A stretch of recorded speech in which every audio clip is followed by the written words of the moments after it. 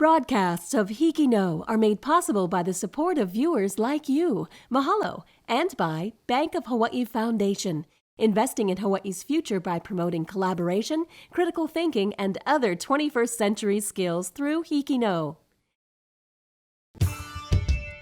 Welcome to a special all-island episode of HIKI NŌ, where each story comes from the Garden Isle on Kauai. Coming up next...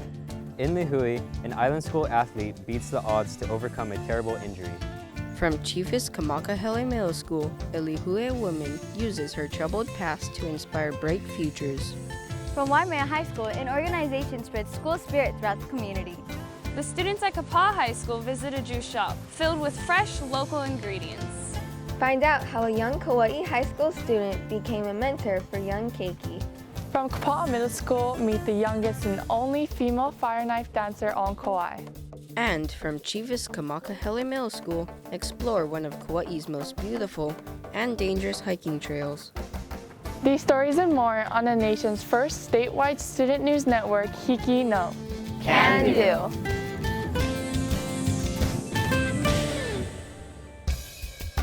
We're here on the campus of Island School in Lihue on the island of Kauai. Every year, the senior class goes on an overnight retreat. After camping at Polihale State Park, the students take an early morning trip to Nu'ulokai. It is an ancient Hawaiian village along the Nepali coast that is only accessible by boat. There, the seniors help restore the village. This year, they repaired the rock walls surrounding the village and helped control invasive plant species.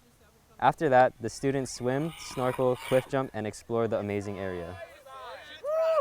Now, here's a story from the HIKI NŌ students at Island School about a boy who fought to continue his lifelong passion despite a traumatic setback.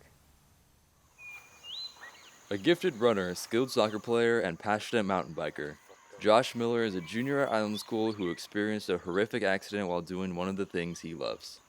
March of 2013, Josh was mountain biking in Kauai when he underestimated the steep decline, overshot the landing, and broke his neck. When I woke up on the ground because I didn't remember the jump and my arms were tingly, and it's like as if your arms fell asleep, but it never went away for almost 3 months.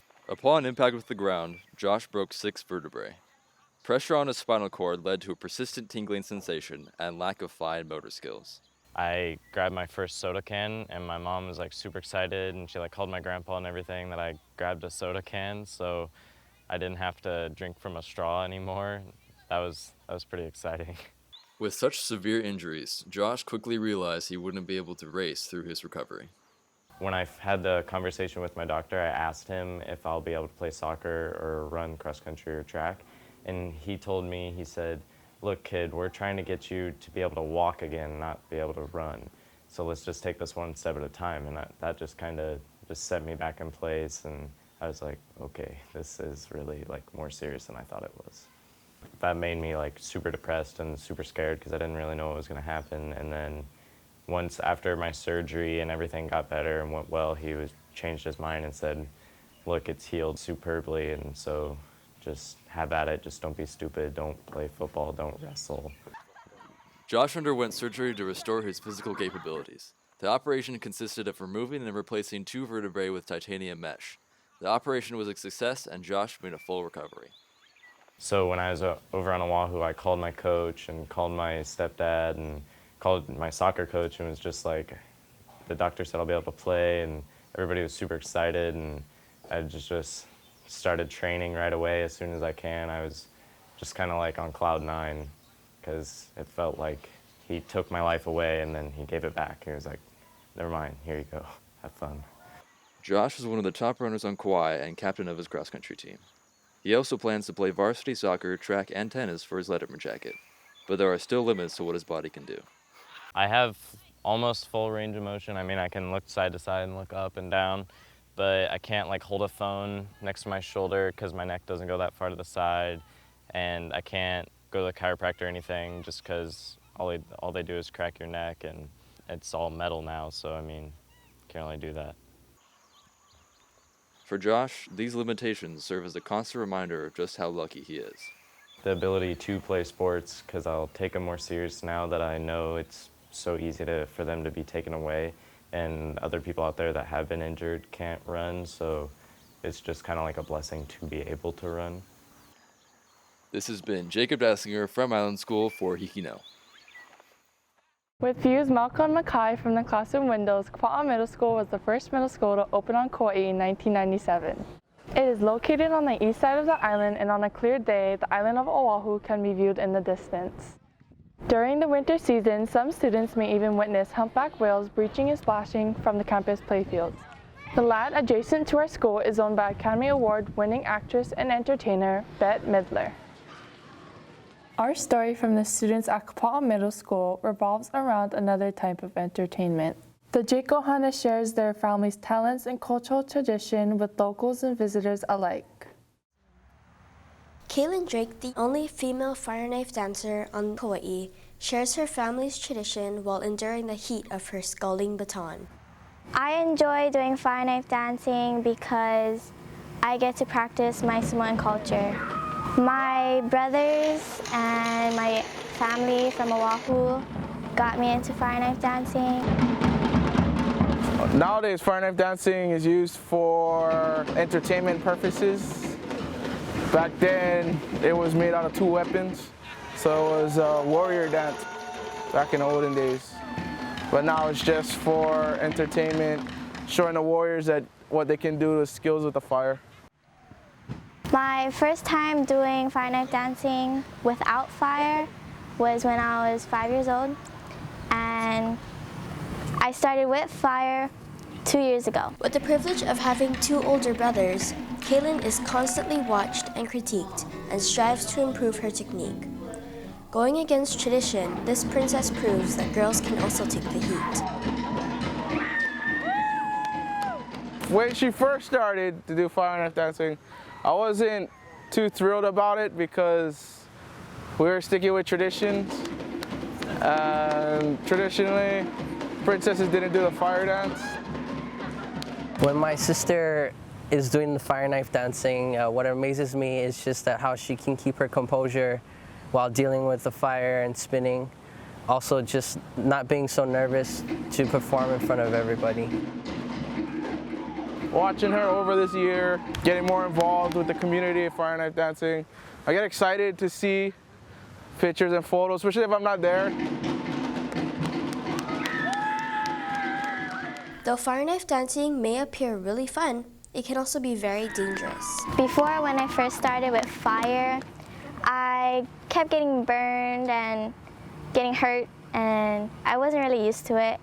But now, I don't really get burned a lot, and I'm starting to learn more tricks and stunts and cool stuff that people would get more interested in.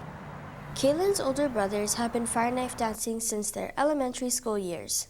They have passed on their skills to Kaylin just as they were taught by their elders. When my sister becomes my age, I think she will become as good, maybe even better than me if she keeps practicing. I do think of passing it down to the next generation to keep the culture going and the tradition. This is Haley Gokan from Kapaa Middle School for HIKI NŌ. We're here at Chiefess Kamakahelei Middle School in Lihue on the east side of Kauai. Over on the west side of the island lies the largest coffee farm in the country. The Kauai Coffee Company is home to over 4 million coffee trees on 3,100 acres. Our next story celebrates coffee in a different way. The students at Chiefess Kamakahelei Middle School visit a local coffee shop that serves up life-changing opportunities. Meet Gail Mande. She is the manager of the Plantation Coffee Company in the town of Lihue. She makes fresh coffee to help people get a fresh start. But when Gail was younger, she also needed a fresh start of her own. At the age of 13, I started with smoking weed, and then the alcohol got involved, and then eventually I grew up and got into other harder stuff like meth and cocaine. That wasn't a pretty sight. I ended up in jail. I did 4 years in jail. When Gail joined the Plantation Coffee Company, she got the help she needed to get over her addiction. You know, people has given me a little grace, and that's what makes me strive and to be a better person. I mean, people kind of helped me along the line, you know? Yeah, you need people to help you. Can't do it yourself. After Gail turned her life around, she decided to help the lives of others, especially troubled teenagers. We as employees try to go ahead and help the kids steer in the right direction, you know, kind of use us as an example. Well, there's a program called HALIKIPA, and the person that runs HALIKIPA is the owner of Plantation Coffee. So they come and do some community service at first, and then eventually they might go ahead and get a job depending on how busy we get, and they become part of Plantation Coffee in a sense. My life has been excellent ever since I started working at the coffee company. A lot of changes, good changes, positive changes. It's been great, actually. Been clean and sober, making money, open my own bank account, actually get my high school diploma, and then go to KCC, get my associates in probably culinary. The Plantation Coffee Company did not only help high school dropouts, but helped Gail as well.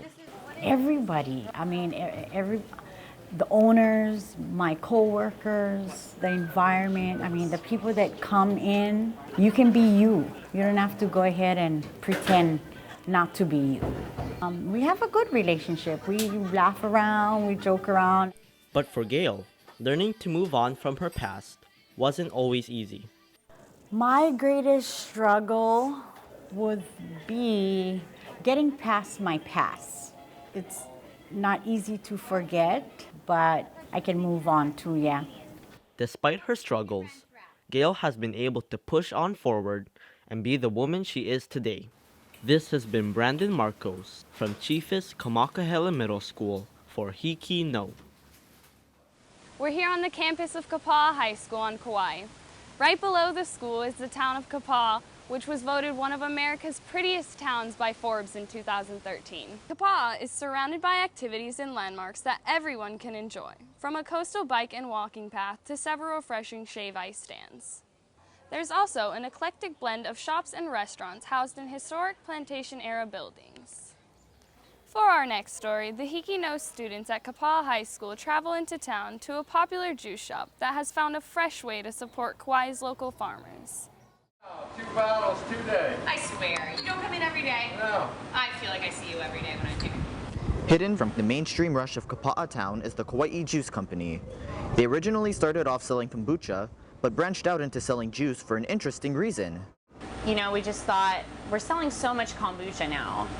Imagine if these were 100% juice versus 10 or 20% juice. That means we'd be buying thousands of pounds of produce a year. And so we just thought, we need to do this for local farmers to create an economy that is taking from local resources, giving back to local resources. So that was really the motivation. The juice company currently uses about 3,000 pounds of fresh produce per week. Yet, this wasn't always an easy journey. It took a lot of research on recipes, and it took a lot of sourcing, finding that much local produce that wasn't already spoken for, that farmers weren't already selling to restaurants or markets. They strengthened their existing relationships with local farms and focused on forging new ones. With that, they're fulfilling one of their biggest goals, positively impacting the growth for Kauai's agriculture. And we've seen a lot of young people approach us about wanting to sell produce, and if I start planting this, can you use it? And we're so excited to see young people getting excited about farming because it's kind of an aging profession. It's really cool to see people wanting to support themselves, and in a way that requires a little hard work, you know, but they're not scared. They're excited and they're feeling empowered again. It seems like in Kauai at the moment, we have quite a few young farmers still interested in trying something new and getting out of the city and getting out of their routine and getting back to the land. To get their hands dirty that first time, you know, is such a sensation, and then wash it all off and just get dirty again the next day. Although there are many positive aspects to keeping a business local and organic, there's also a drawback. A lot of people ask us in person or on our Instagram, like, it's yummy, but why is it $11 a bottle?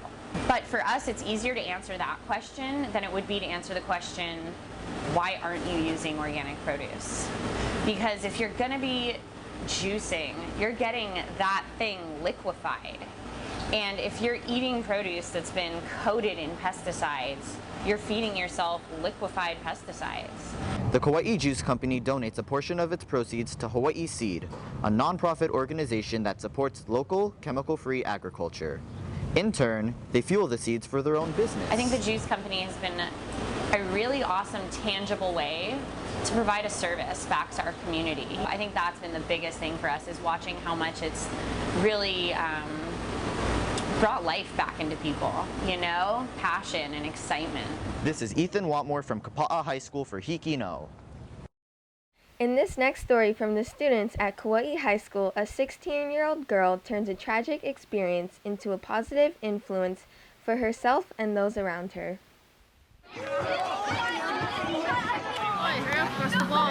Prove that being a 16-year-old girl doesn't mean a life of nail polish and hair products. Move faster. Run. Kelsey Nance enjoys paddling, basketball, mentoring at the Boys and Girls Club, and the occasional reinforcement of her brother's abs.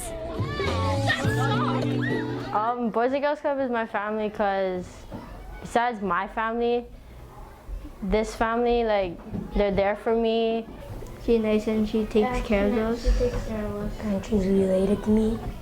Staff member Grace Peralta has seen her mentoring at the club for years. She just likes being that mother figure. I guess it's probably because she doesn't have that, so she wants to be that for other people. My mom passed away when I was 7, so I live with my dad, my stepmom, and my grandma. My dad would always tell me, oh, she went up to heaven.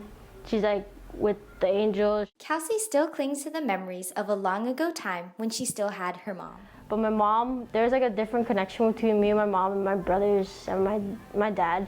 Like, we wake up on Sunday mornings and like cook everyone breakfast. Every single time we cook dinner, I would always be there. Like, since I wasn't tall enough back then, like, this is the counter. My face would be like this, looking over and trying to like see what she's cooking. Her mother left behind a recipe for success that Kelsey could follow. She inspired me to like actually go to culinary school, and I want to open up a restaurant. She likes to cook for everyone. She loves cooking, she loves providing. But food isn't the only thing Kelsey brings to the table. Some of the kids, like, they call me mom. I don't know why. I guess because I knew them for so long. They call me mom and they like treat me like I'm their mom, like shoots.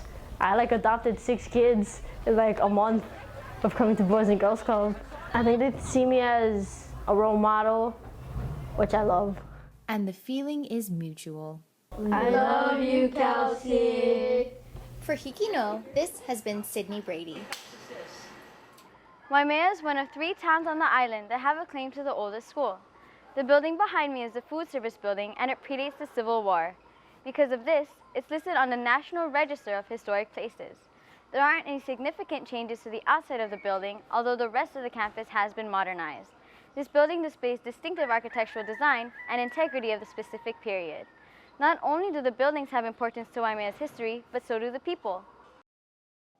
Our next story from the students at Waimea High School highlights one of the many ways this tight-knit community supports its youth. It takes a village to raise a child is a philosophy the people of Waimea support. This especially holds true with the WAFF Foundation at Waimea High School.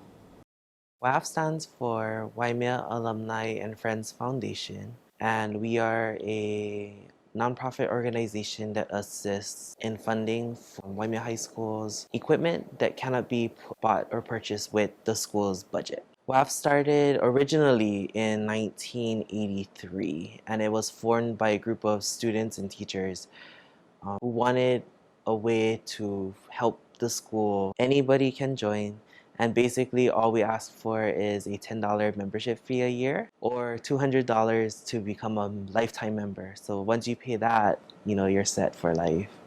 Each year, the foundation conducts their annual meeting with the Luau fundraiser. This year, they decided to try a new menu. Alumni chefs, including Waimea High's current food service teacher and his culinary students, brought new flavors to the table. They created different stations for the dinner service, such as a fruit and salad bar and a prime rib carving station. In addition to the food, there were also cookbooks and t-shirts available. Because this is our 20th year doing the revitalization of Waimea Alumni and Friends Foundation, we decided to do something different instead of our regular luau, which we usually hold every year. This year, we're honoring class of 37, the first graduating class of Waimea High School. We decided as an organization to honor that class, as well as our original charter members from the 1983 incorporation of Waimea Alumni Foundation. The WAFF committee also has several community and corporate sponsors in addition to their fundraising efforts. One of these sponsors just supported their newest fundraiser, a golf tournament led by Waimea High School's principal, Mahina Angwai, and her husband, Leo. The golf tournament raised $8,400 for the foundation. However, the WAFF is most famous for their annual carnival held in February on Waimea High's front lawn. All of the booths, the entertainment, and the food are all provided by current students, alumni, and volunteers. The carnival earns approximately $15,000 each year.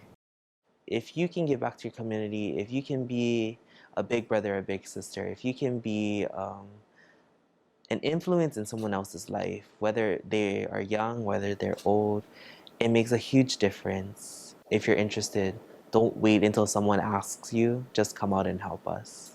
The efforts of these community volunteers will only increase as the Waimea students graduate and become the next generation of the Alumni and Friends Foundation. I'm Samantha Nichols from Waimea High School for HIKI NŌ. HIKI NŌ is now on Instagram. For show updates and peeks behind the scenes, follow us on Instagram at HIKI NŌ Can Do. We're back at Chiefess Kamakahelei Middle School in Lihue, where work is currently underway to install solar panels all over campus. Similar changes are happening around the island to make our schools more energy efficient. In Koloa, on the south side of Kauai, there is the largest solar farm in the state. The Kauai Island Utility Cooperative has installed over 45,000 solar panels on a 40-acre lot. It currently produces 5% of the island's total daytime load.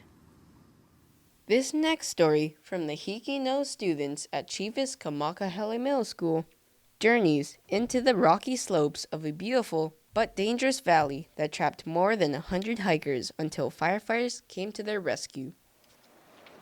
On Kauai's north shore lies Hanakapiai Valley, home to one of the most beautiful and popular trails on the island, the Kalalau Trail. The hike was quite amazing. Once you get past the half-mile point, the view is quite spectacular of the coast. While the trail is beautiful, it also can be dangerous. That very last one. The last one, where it was a little wet in a way. It was a steeper climb. It was rocky, and she couldn't make it because for that reason. She didn't want to take a risk. Yeah.